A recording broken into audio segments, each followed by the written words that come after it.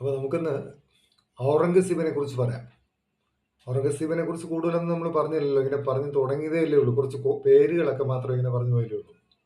ഔറംഗസീബ് 1658 ഭരണാധികാരിയായി. 1658 ഭരണാധികാരി ആകുന്നതിന് മുമ്പ് ചെയ്ത കാര്യങ്ങളൊക്കെ നമ്മൾ പറഞ്ഞു. എന്നിട്ട് എന്തായാലും 1707 വരെ അദ്ദേഹം ഭരിച്ച്. 1707 വരെയാണ് ഔറംഗസീബ് മുഗൾ സാമ്രാജ്യത്തിലെ ഭരണാധികാരിയായിരിക്കുന്നത്. എന്തായാലും അദ്ദേഹം കുറച്ച് നല്ല കാര്യങ്ങൾ ചെയ്തു, വേണ്ടാത്തതും ചെയ്തു.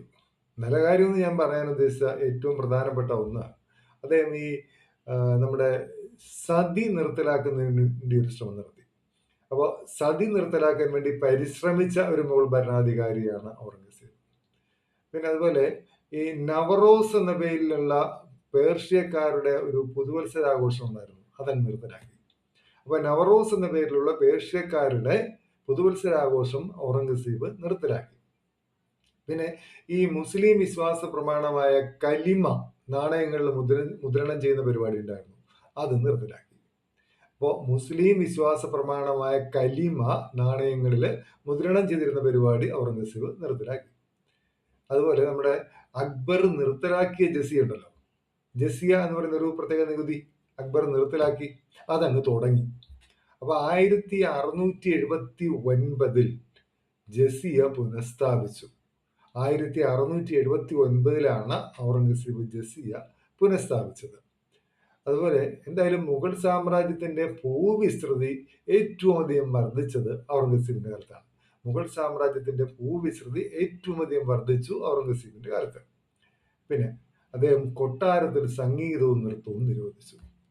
അപ്പൊ കൊട്ടാരത്തിൽ സംഗീതവും നൃത്തവും നിരോധിച്ച ഭരണാധികാരിയാണ് ഔറംഗസീബ്. പക്ഷേ ഔറംഗസീബ് വീണ വായിക്കുമായിരുന്നു.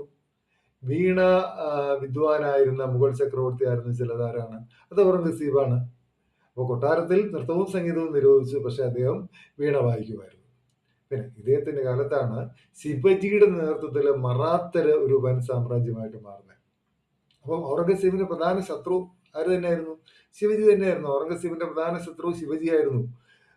ശിവജിയോട് ഏറ്റുമുട്ടിയ ഔറംഗസീബിന്റെ ഒരു ജനറൽ ഉണ്ട്, അദ്ദേഹത്തിന്റെ പേരാണ് ജയ്സിംഗ്. ശിവജിയോട് ഏറ്റുമുട്ടിയ ഔറംഗസീബിന്റെ ജനറലായിരുന്നു ജയ്സിംഗ്.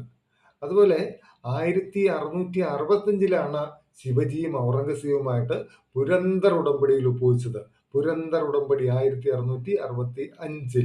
ഇനി അതുപോലെ ഇദ്ദേഹത്തിന്റെ കാലത്തായിരുന്നു നമ്മൾ സിഖുകാരുടെ 9ാമത്തെ ഗുരുവായിരുന്ന ഗുരു തേജ് ബഹാദൂറിനെ വധിച്ചതായി കാണുന്നത്.